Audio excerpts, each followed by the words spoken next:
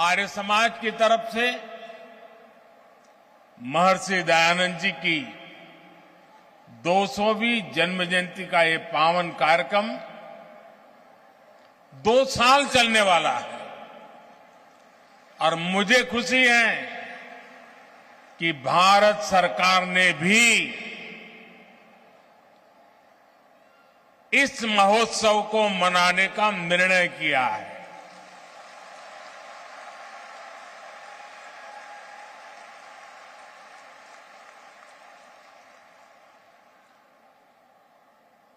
मानवता के कल्याण के लिए ये जो एक अविरत साधना चली है, एक यज्ञ चला है। अब से कुछ देर पहले मुझे भी आहुति डालने का सौभाग्य मिला है।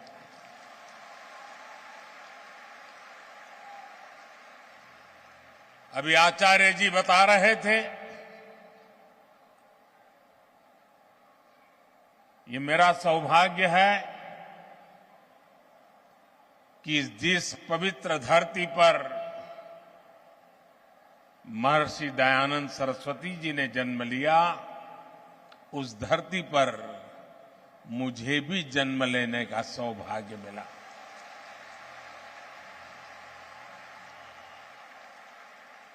उस मिट्टी के से मिले संस्कार, उस मिट्टी से मिली प्रेरणा आज मुझे भी महर्षि दयानंद सरस्वती के आदर्शों के प्रति आकर्षित करती रहती है। मैं स्वामी दयानंद जी के चरणों में श्रद्धापूर्वक नमन करता हूं और आप सभी को हृदय से अनेक अनेक शुभकामनाएं देता हूं। साथियों, जब महर्षि दयानंद जी का जन्म हुआ था, तब देश सदियों की गुलामी से कमजोर पड़कर अपनी आभा, अपना तेज, अपना आत्मविश्वास सब कुछ खोता चला जा रहा था। प्रतिपल हमारे संस्कारों को, हमारे आदर्शों को, हमारे मूल्यों को चूर चूर करने की लाखों कोशिशें होती रहती थी। जब किसी समाज में गुलामी की हीन भावना गर कर जाती है, तो आध्यात्म और आस्था की जगह आडंबर आना स्वाभाविक हो जाता है। मनुष्य के भी जीवन में देखते हैं, जो आत्मविश्वास हीन होता है, वो आडंबर के भरोसे जीने की कोशिश करता है। ऐसी परिस्थिति में महर्षि दयानंद जी ने आगे आकर वेदों के बोध को समाज जीवन में पुनर्जीवित किया। उन्होंने समाज को दिशा दी, अपने तर्कों से ये सिद्ध किया और उन्होंने बार बार बताया कि खामी भारत के धर्म और परंपराओं में नहीं है, खामी है कि हम उनके वास्तविक स्वरूप को भूल गए हैं और विकृतियों से भर गए हैं। आप कल्पना करिए, एक ऐसे समय में जब हमारे ही वेदों के विदेशी भाषाओं को विदेशी नैरेटिव को गढ़ने की कोशिश की जा रही थी। उन नकली व्याख्याओं के आधार पर हमें नीचा दिखाने की, हमारे इतिहास को, परंपरा को भ्रष्ट करने के अनेक विध प्रयास चलते थे। तब महर्षि दयानंद जी के ये प्रयास एक बहुत बड़ी संजीवनी के रूप में, एक जड़ी बूटी के रूप में समाज में एक नई प्राण शक्ति बन करके आ गए।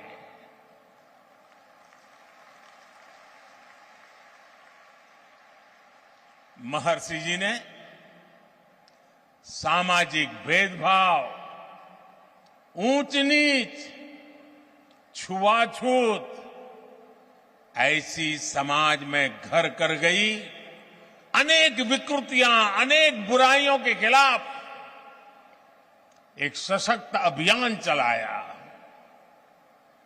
आप कल्पना कीजिए, आज भी समाज की किसी बुराई की तरफ कुछ कहना है, अगर मैं भी कभी कहता हूं कि भाई कर्तव्य पथ पर चलना ही होगा, तो कुछ लोग मुझे डांटते हैं कि आप कर्तव्य की बात करते हो, अधिकार की बात नहीं करते हो। अगर 21वीं सदी में मेरा यह हाल है, तो 150 पौने 200 साल पहले महर्षि जी को समाज को रास्ता दिखाने में कितनी दिक्कतें आई होगी।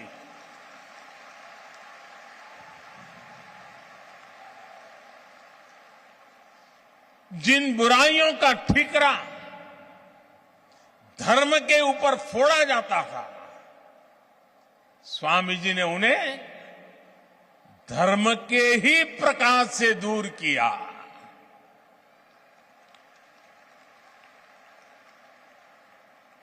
और महात्मा गांधी जी ने एक बहुत बड़ी बात बताई थी और बड़े गर्व के साथ बताई थी। महात्मा गांधी जी ने कहा था कि हमारे समाज को स्वामी दयानंद जी की बहुत सारी देन है, लेकिन उनमें अस्पृश्यता के विरुद्ध घोषणा सबसे बड़ी देन है। महिलाओं को लेकर भी समाज में जो रूढ़ियां पनप गई थी, महर्षि दयानंद जी उनके खिलाफ भी एक तार्किक और प्रभावी आवाज बनकर के उभरे। महर्षि जी ने महिलाओं के खिलाफ भेदभाव का खंडन किया, महिला शिक्षा का अभियान शुरू किया, और ये बातें 150 पौने 200 साल पहले की है।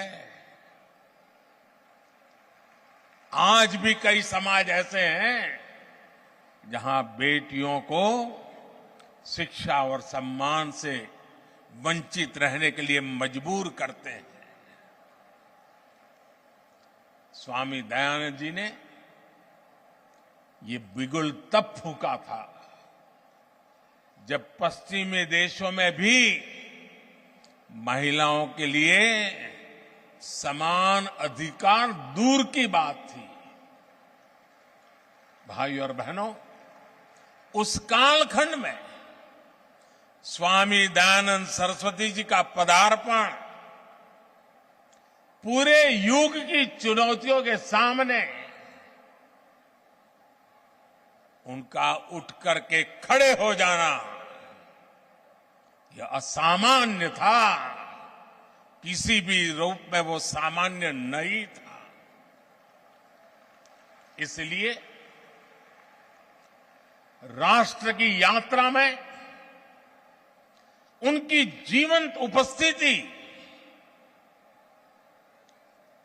आर्य समाज के 150 साल होते हो, महर्षि जी के 200 साल होते हो, और इतना बड़ा जनसागर सिर्फ यहां नहीं, दुनिया भर में आज इस समारोह में जुड़ा हुआ है।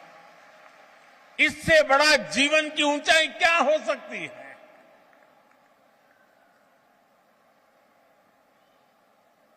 जीवन जिस प्रकार से दौड़ रहा है, मृत्यु के 10 साल के बाद भी जिंदा रहना असंभव होता है। 200 साल के बावजूद भी आज महर्षि जी हमारे बीच में हैं।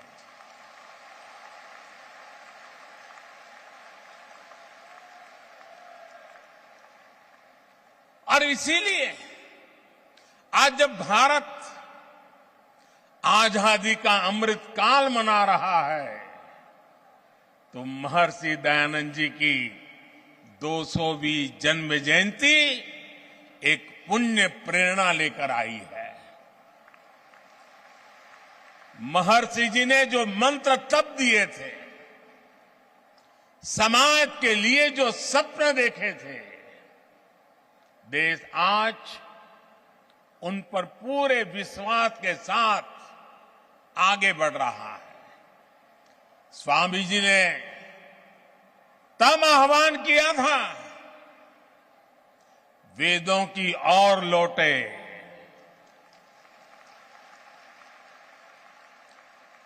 आज देश अत्यंत स्वाभिमान के साथ अपनी विरासत पर गर्व का आह्वान कर रहा है। आज देश पूरे आत्मविश्वास के साथ कह रहा है कि हम देश में आधुनिकता लाने के साथ ही अपनी परंपराओं को भी समृद्ध करेंगे।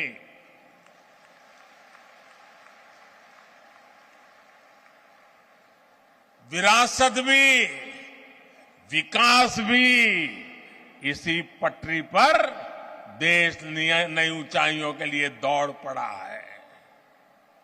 साथियों, आमतौर पर दुनिया में जब धर्म की बात होती है, तो उसका दायरा केवल पूजा पाठ, आस्था और उपासना, उसकी रीत रस्म, उसकी पद्धतियां, उसी तक सीमित माना जाता है। लेकिन भारत के संदर्भ में धर्म के अर्थ और निहितार्थ एकदम अलग है। वेदों ने धर्म को एक संपूर्ण जीवन पद्धति के रूप में परिभाषित किया है। हमारे यहां धर्म का पहला अर्थ कर्तव्य समझा जाता है। पितृधर्म, मातृधर्म, पुत्र धर्म, देश धर्म, काल धर्म, ये हमारी कल्पना है। इसलिए हमारे संतों और ऋषियों की भूमिका भी केवल पूजा और उपासना तक सीमित नहीं रही।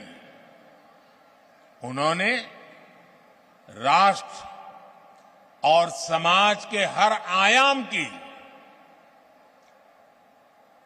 जिम्मेदारी संभाली, होलिस्टिक अप्रोच लिया, इंक्लूसिव अप्रोच लिया, इंटीग्रेटेड अप्रोच लिया। हमारे यहां भाषा और व्याकरण के क्षेत्रों को पाणिनि जैसे ऋषियों ने समृद्ध किया। योग के क्षेत्र को पतंजलि जैसे महर्षियों ने विस्तार दिया। आप दर्शन में, फिलॉसफी में जाएंगे तो पाएंगे कि कपिल जैसे आचार्यों ने बौद्धिकता को नई प्रेरणा दी।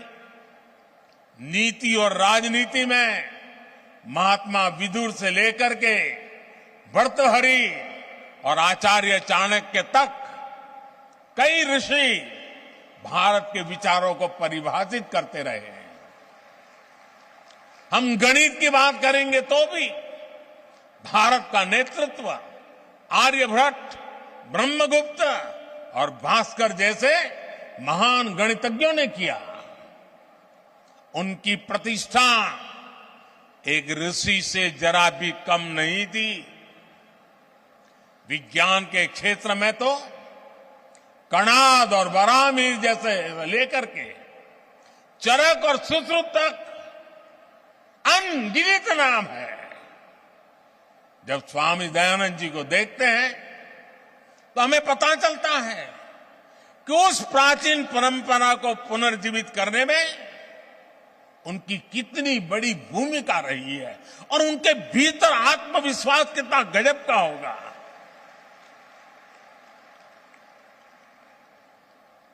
भाइयों और बहनों, स्वामी दयानंद सरस्वती जी ने अपने जीवन में केवल एक मार्ग ही नहीं बनाया, बल्कि उन्होंने अनेक अलग अलग संस्थागत व्यवस्थाओं का भी सृजन किया। और मैं कहूंगा कि ऋषि जी अपने जीवन काल में क्रांतिकारी विचारों को लेकर के चले, उसको जिए, लोगों को जीने के लिए प्रेरित किया। लेकिन उन्होंने हर विचार को व्यवस्था के साथ जोड़ा, इंस्टीट्यूशनलाइज किया और संस्थानों को जन्म दिया। ये संस्थाएं दशकों से अलग अलग क्षेत्रों में कई बड़े सकारात्मक काम कर रही है। परोपकारिणी सभा की स्थापना तो महर्षि जी ने खुद ने की थी। ये संस्था आज भी प्रकाशन और गुरुकुलों के माध्यम से वैदिक परंपरा को आगे बढ़ा रही है। कुरुक्षेत्र गुरुकुल हो, स्वामी श्रद्धानंद ट्रस्ट हो या महर्षि दयानंद सरस्वती ट्रस्ट हो, इन संस्थानों ने राष्ट्र के लिए समर्पित कितने ही युवाओं को गढ़ा है। इसी तरह स्वामी दयानंद जी से प्रेरित विभिन्न संस्थाएं गरीब बच्चों की सेवा के लिए, उनके भविष्य के लिए सेवा भाव से काम कर रही है।